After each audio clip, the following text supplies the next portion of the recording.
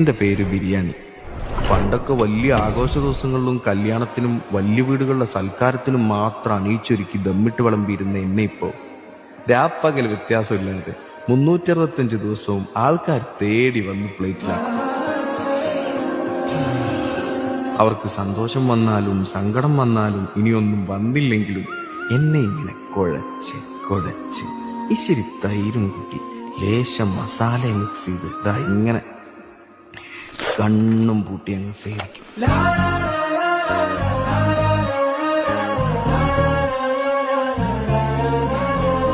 ശുഭം.